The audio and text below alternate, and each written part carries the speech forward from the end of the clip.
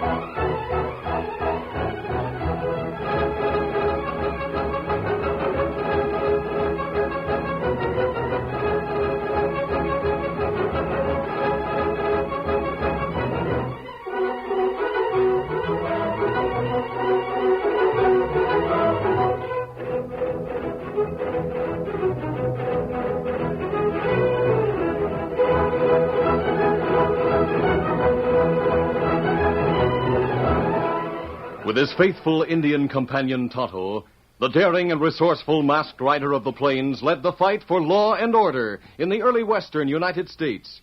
Nowhere in the pages of history can one find a greater champion of justice. Return with us now to those thrilling days of yesteryear. From out of the past come the thundering hoofbeats of the great horse Silver. The Lone Ranger rides again. On Silver! Let's go, big fellow! I'm Silver! Hi!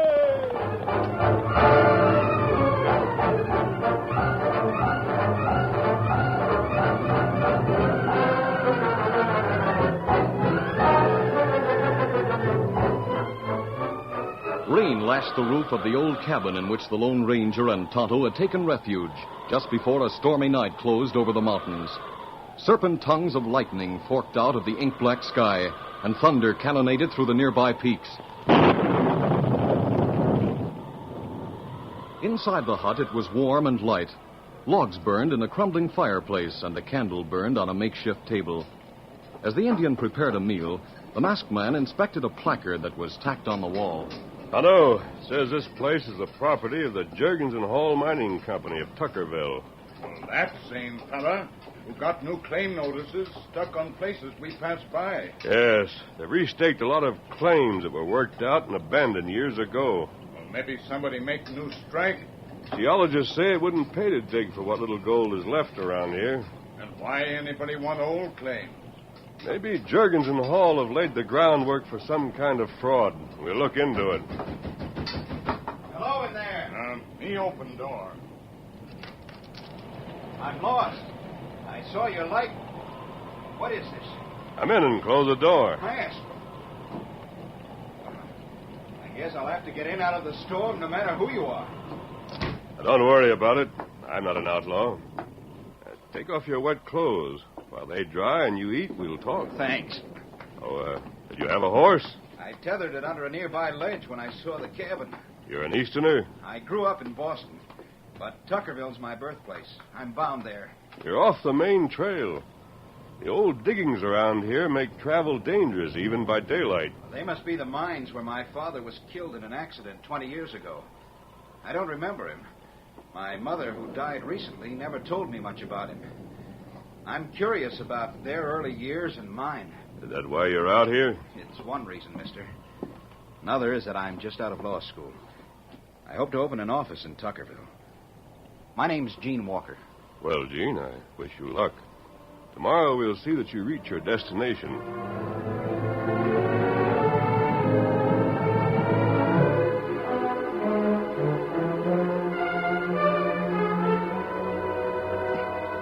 That same night, gray-haired and dignified Silas Tucker, judge of the circuit court and founder of the town which bore his name, conferred with Malachi Barr, head of the People's Bank. Judge, it will strain the resources of the bank if you withdraw all of your big special account at this time. But, Mal, it won't wreck the bank, will it? We'll make the money available, but I fail to see the necessity for your action.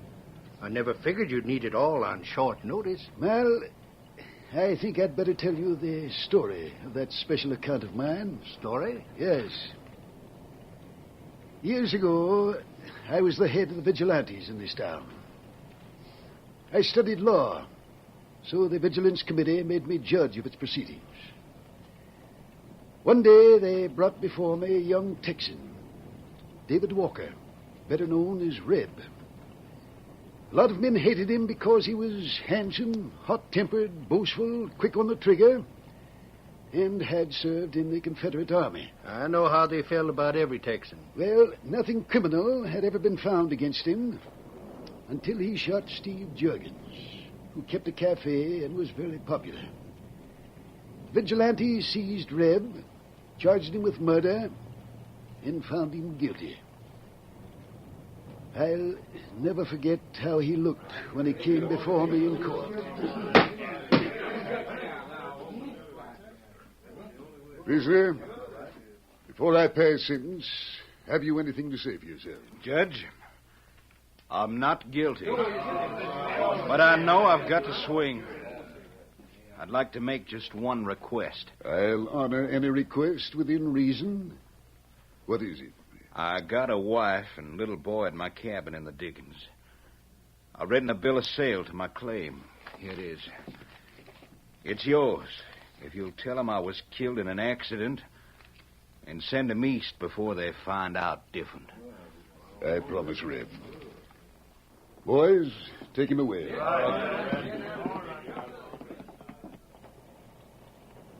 Reb Walker was hanged. And Steve Juergens, in spite of his wounds, has lived to become one of the worst scoundrels who ever went unhanged. He runs the Pay Street Cafe. And is mixed up in all kinds of crooked deals. I hold some big notes against him, secured by all he owns. Well, years after the vigilantes disbanded and it was safe to talk, Juergens bragged that he had started the quarrel and was the first to draw. Well, of all things.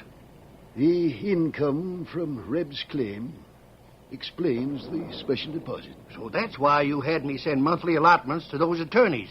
They paid it over to the family. Yes, yes. Now Mrs. Walker is dead, and the boy is supposed to finish a law course this spring. I want him to receive the rest of the account as a graduation gift. Judge, I know how you feel. You'll get the money at once, though I'll have to force payment on some loans. But don't ruin anyone. If it ruins Juergens, that will only be justice. Yes, so it will. Then I'll make him pay.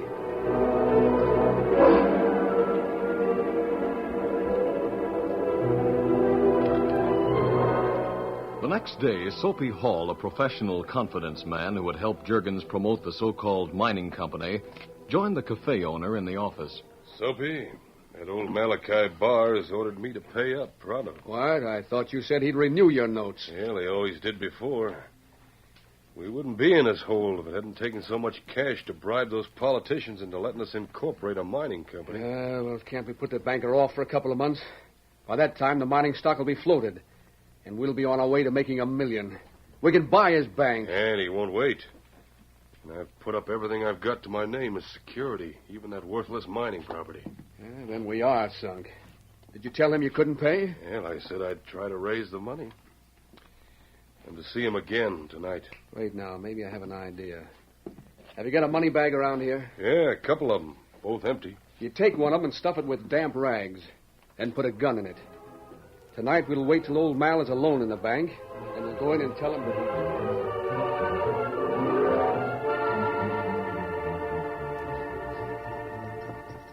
Meanwhile, Tonto and Gene Walker had left the masked man at a new camp close to Tuckerville and were riding into town.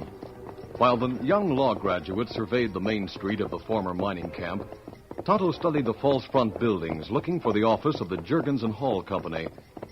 He failed to locate such an establishment, but noted Juergens' name on the window of the Pay Street Cafe. At the hitch rack, he pulled up. Oh, fella. Easy, Scott. Easy, fella. Me go into cafe. Where you go? I'll check into the hotel. Then I've got people to see, questions to ask, and things to buy. I'm going to start in being a Westerner right away. I'll get a pair of boots, a Stetson, a gun, everything that's worn here. Maybe me see you later. Adios.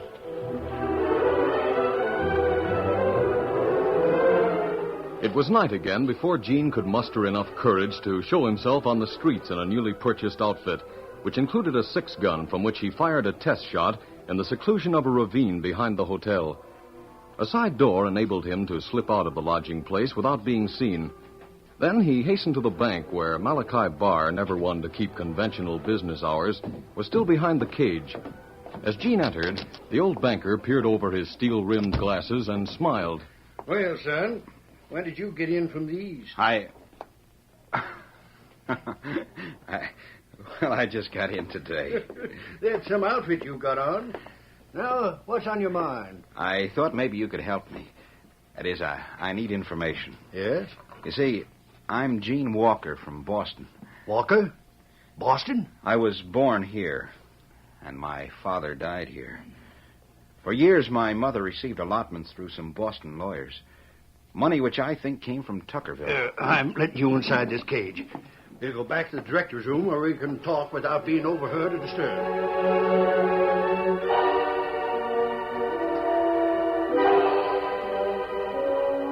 As the banker argued with the young Easterner, beating around the bush in an effort to keep him from learning the tragic secret of his father's death, Tonto rejoined the Lone Ranger. He quickly reported what he had learned about Juergens and Hall during a long surveillance of the cafe. Me not savvy one thing, me see. Oh, what was that? Well, Juergens have sack. Same as banks give stores to put money in. Him put a lot of wet rags in it. Then put in gun. A gun? I've heard of that trick.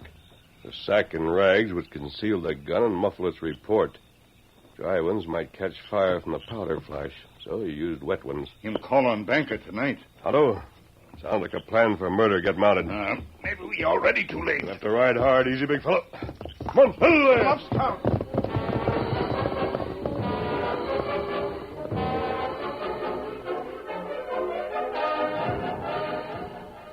Son, you better take an old man's advice. Don't ask questions. What you don't know won't hurt you. You intend well, Mr. Barr. But what you've said has made me more than ever determined to get to the bottom of this. Now, that money... Say, yeah, here's somebody out front. You stay here. I'll wait. Well, gentlemen? I've got the money for those notes, Mal. Oh, so you raised it. Well, your notes are right here in this drawer. I had them out to total them. Put the sack on the counter, Sophie. Yeah, here it is. Just put the notes down here, and I'll take the cash out of this sack for you. Well, Juergens, what's the delay?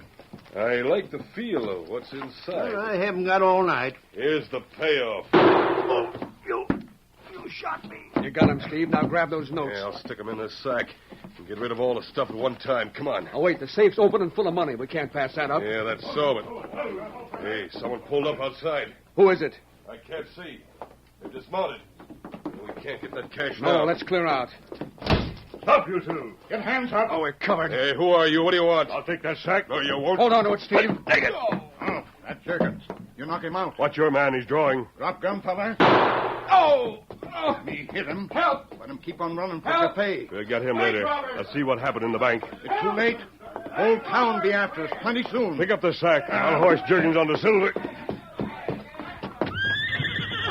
There. Easy, big fella. Easy, Scout. Easy, fella.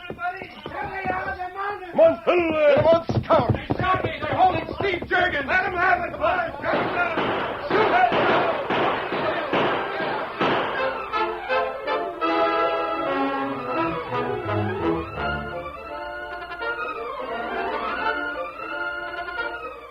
The curtain falls on the first act of our Lone Ranger story. Before the next exciting scenes, please permit us to pause for just a few moments.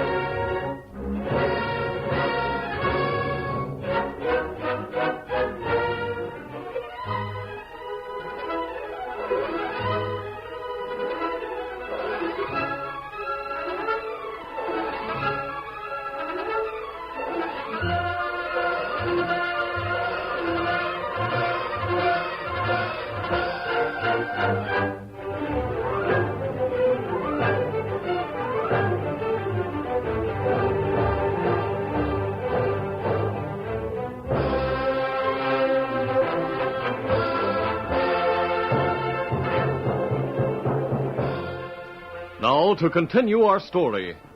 With the unconscious prisoner lying like a sack over Silver's saddle, the Lone Ranger and Tonto raced out of the light of the street lamps and into a dark alley, followed by a wild volley. Come on, follow me, boys. As the hoofbeats of their gallant horses died out in the direction of the mountain, some of the citizens mounted and gave chase. Into the bank, men, come on. Others rushed toward the bank, boot heels clattering on the boardwalk.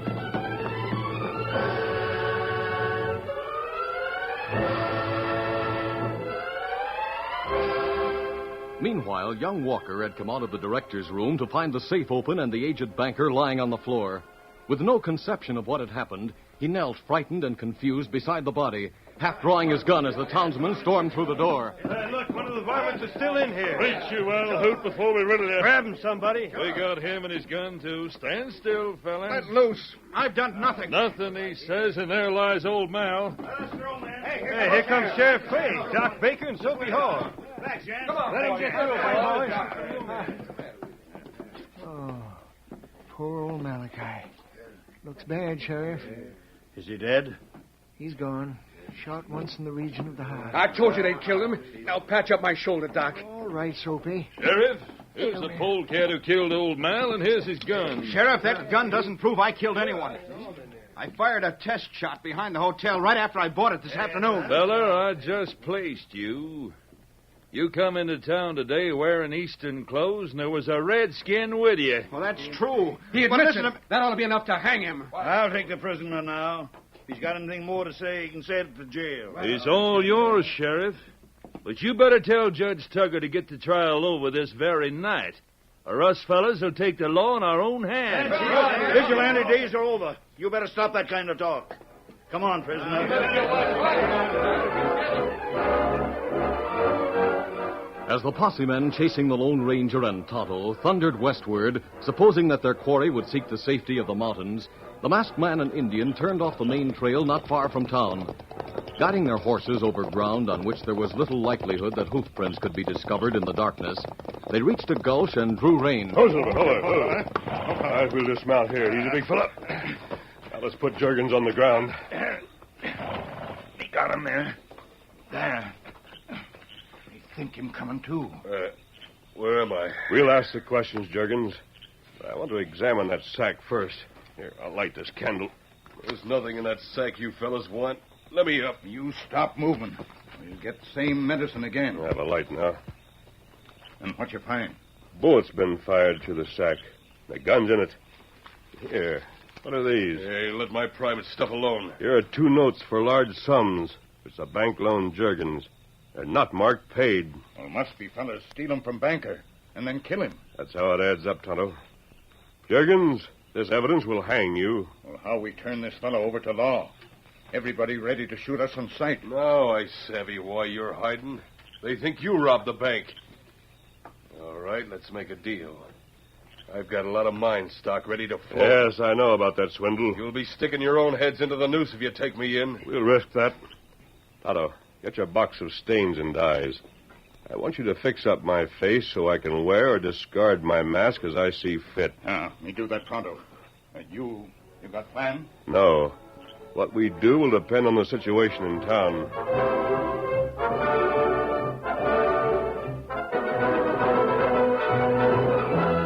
Meanwhile, Sheriff Clay had been questioning Gene Walker and several witnesses in the jail office, which also served as a courtroom. Seated at a desk with him were District Attorney Sims and Bess Tucker, the judge's daughter.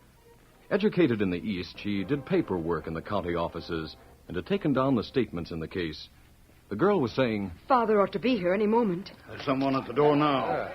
Yes, there he is. What kept you, Judge? The crowd delayed me. What's the situation outside? Mr. District Attorney, it's bad. Bad as it was in the old days of the mining camp and the Vigilance Committee. The cafes are filled with armed men. The street in front of the jail is packed. You can't blame people for being stirred up when one good citizen's been murdered and another kidnapped. They're demanding a trial tonight. That kind of a trial would be little better than lynch law. Has the prisoner confessed? No, but your daughter just took down a statement from him. Father, it's as ridiculous as his clothes, but somehow it rings true with me. Thank you, Miss Tucker. It's good to know that you at least believe me. Read his statement, Bess. All right, Father. This is what he says. I am Jean Walker, 23 years old, a law graduate of... No, it can't be it. What's the matter, Father? Judge, you look like you've seen a ghost. A ghost? Yes, a ghost. It was just a sudden pain, Sheriff. Proceed, Bess. All right. He says, I came to Tuckerville for the purpose of finding out who has been...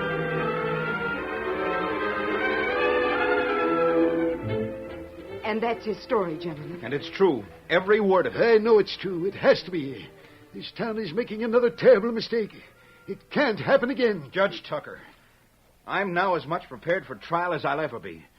I can defend myself. And with you on the bench, I'll at least have a fighting chance. Yes, Father, he's right. You're his only hope. It's a forlorn hope. But what will be, will be. Sheriff, summon a jury. Come on, Deputy. We got to choose 12 from that passel out there. Pick fellows that look good and true.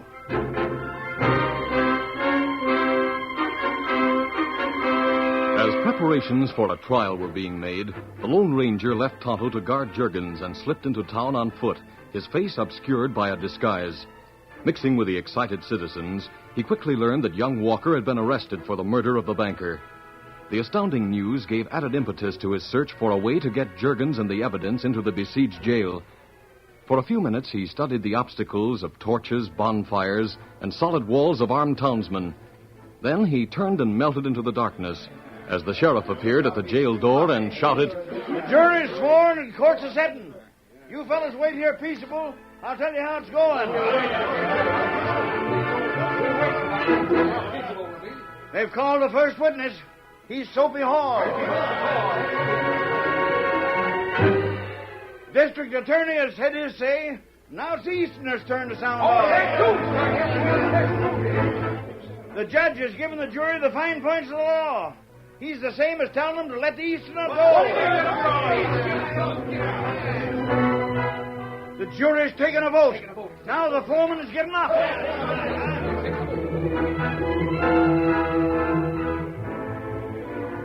Inside the jail, Jean Walker rose to face jurymen, pale but calm. Impulsively, Bess Tucker clasped one of his hands, dropping her pencil and notepad. The judge passed a hand across his haggard face and asked, Gentlemen of the jury, have you reached a verdict? We sure have, Judge. That dressed-up polecat, guilty as Cain. Oh, the verdict is guilty. Oh, no. I'm so sorry, Jean. Yes, your father did the best he could. I won't accept that verdict. Sheriff, don't tell the mob that. Mr. District Attorney, the court has your right. Your Honor has no right to make all of us victims of the people's vengeance. Remember, you have a daughter here. May it please the court. I'm ready to be sentenced. No, Jean, you don't know what you're doing. There won't be any appeals or delays. The moment sentence is passed, the sheriff will take you out and hang you. Judge, you do your duty. Jean Walker, you, your father, and I share a terrible destiny. 20 years ago, I sentenced him to hang. What? Like you, he was innocent. My father? You hanged him? Yes, boy. We thought he had deliberately killed a man. That man is still alive and was to blame for the trouble. He is Steve Juergens. No. It was I who sent you the money you asked the bank about. It came from the sale of a claim that was rightfully yours because it had been your father's. The fortune is still on depository. I couldn't tell you any of these things before, but now it doesn't matter. Now, in the name of justice, I'm about to murder an innocent man twice by murdering his son. God forgive me for what I have to do. Jean Walker, it is this sentence of this... No, I can't go on. We got two to hang now. Here's that masked man who plugged Soapy and kidnapped Steve Juergens. This stranger. What did you do to my partner, you sidewinder? I'm taking his mask off. What? Look! Well, I'll be blowed. Why, that's Steve Jurgens. He's the man who murdered Malachi Barr. The proof is in this sack. Look. I'm looking. He used the sack and rags to silence a gun. And a gun to silence a banker after robbing him of those notes. Sheriff, let me out. I'm through testifying. Not so fast, Soapy Hall. You were with Jurgens when I shot you in the shoulder. You shot him? Yes, Sheriff. I was the masked man outside the bank. Now I'd like to have that mask back. Well, sure. The only way I could get Jurgens through that mob and into jail was to put it on him. Judge, I'm joining state's evidence. It was Steve who pulled the trigger. You're talking to the district attorney about that. Well, Gene Walker, this clears you. But it's no credit to me. As soon as I see that Jurgens, the evil genius of our lives, pays for his crimes, I'm resigning. No, Judge. We'll bury the past and work together for better law and order. Gene, you mean you're going to stay in Tuckerville? Bess, I have a lot of reasons for staying, and you're most of them. Adios, Gene. Goodbye, mister. So you do know that masked man. I thought you said... I didn't know he was outside the bank. I met him on the way to Tuckerville. But who is he? His Indian friend told me. He's the Lone Ranger. What, the Lone Ranger?